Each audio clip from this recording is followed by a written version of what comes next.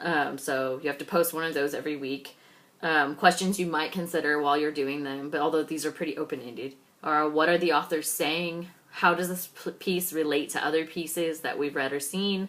What does this piece mean? So think about what is the author of the piece getting at? Why did they do what they did? Why did they make this video? Why did they write this article or this poem? Like, tell me about that. Let's talk about that. There are 10 of these posts throughout the course, so and only 8 weeks of our course. So obviously you're going to have to pick 2 weeks where you do 2 posts. I'm just going to point that out now. And all discussion posts are due on Thursdays by 4 p.m. So there's a firm time there. And on the weeks you pick 2, they're still due on Thursday. So if you want to write one Monday and write one Wednesday, that's great. They have to both be in by Thursday at 4 p.m. So plan that, please. The response posts. For this assignment, students must post a 150-word response to another student's discussion post. Engage with the points that they make. Do you agree? Is there another connection you can make? Just like you would be talking in class. This is meant to be like in-class discussion. So you can be like, oh, I like that point you make about this video. I hadn't thought of that. What I thought was this other thing, right? So it's not a super formal assignment, but it should be worded respectfully and, in a way that makes sense grammatically and such. But it's more conversational, and that's fine. That's great. It's not like a formal essay, whatever. But the responses are only 150 words, so you could just be like, oh, I like that point you made, or I'm not sure that I agree with your reading of this because I really thought this other thing.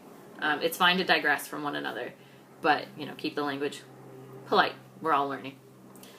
Great. And all response posts are due by Fridays at 6 p.m. So you have, 26 hours from the time that they're due to do another response. Again, some of you are going to do them on Mondays, right? So, find your people, whoever do them earlier or whoever does them later, whoever fits with you, and respond to them. And I would encourage you, I'm not going to police it super tightly, but I would encourage you also to respond to a few different people throughout our time together. Don't just pick your friend and always respond to them. Try and meet new people and see new ideas and see how it goes. Okay, so our midterm assignment, I will talk a little bit more about this when we get there in a couple weeks. But for now, this assignment is your chance, the student's chance to engage creatively with the course materials. The readings and videos and such.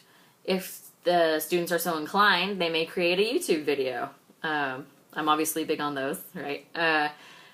You might write a poem, like we're going to read a few poems. You might write a poem in that style, in that vein. You might write a blog about a particular issue that, because we're going to read a couple, not blogs, but online articles. But you might read a couple of those where you're like, oh, I'm going to address this other issue, and I'm going to write this blog about it and publish it. In this day and age, so many of us have websites and blogs. And that would be acceptable to me, as long as it was, professional and that it used course materials and such.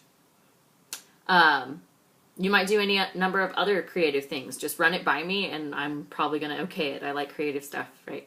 If you're not a creative type, I struggle with it, so I understand, then you can just write a shorter essay, and we'll work it out. But again, we'll talk more about this as we go on. For this assignment, students must use at least 3 course materials, so keep that in mind when you're planning. The discussion question and responses. There's 2 of these throughout our course. For these assignments, students will select a short quote from the readings for the week or from the video or whatever that you've picked and write a discussion question based on that quote. So you might read a line that someone writes, something that stands out to you, and then write a discussion question like, what connection is the author trying to make here? Like, what would it mean if this problem the author stated was solved?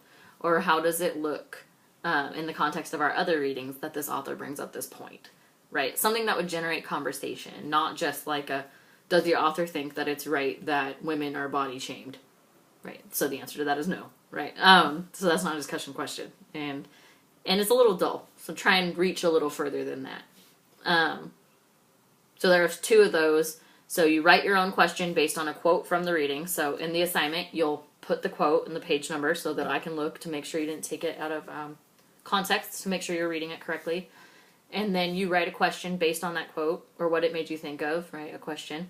And then you respond to your own question. Kind of work it out for yourself, follow that train of thought with 1 page of writing. So 275 words, double spaced.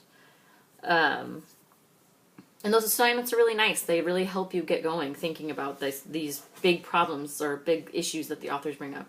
And hopefully my thought is it will help you with your bigger assignments like reading journals and the final essay and the midterm. So that's my hope.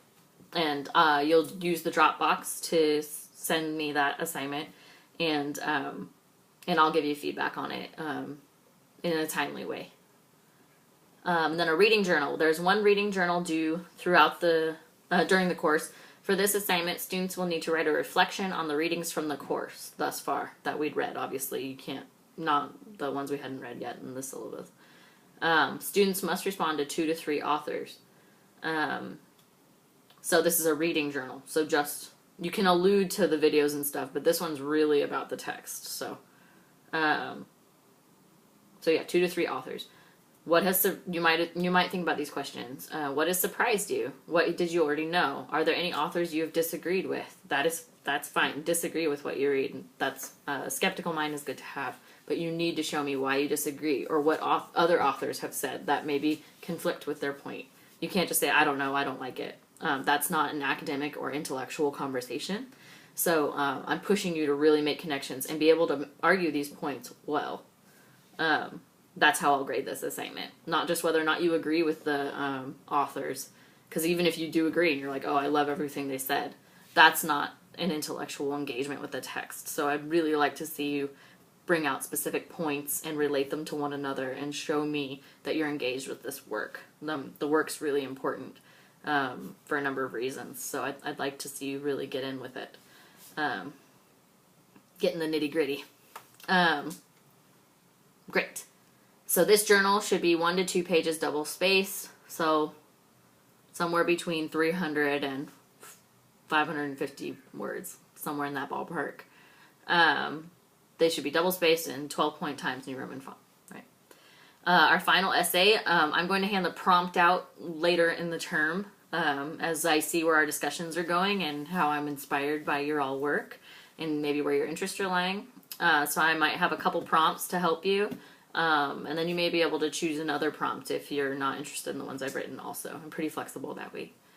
But our final essay will be due during finals week, and it must be 4 to 5 pages long, Times New Roman font, double spaced. But we'll get there when we get there, right?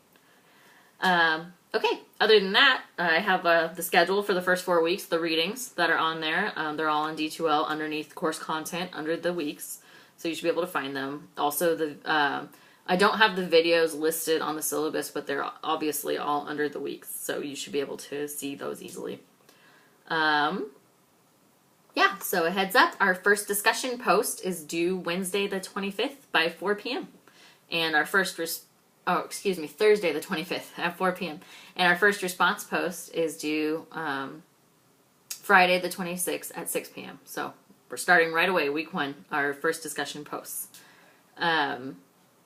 Yeah, and then your first formal assignment isn't due to me until July 1st at 6 p.m. And that'll be the discussion question and response, and that'll be through the Dropbox window on D2L.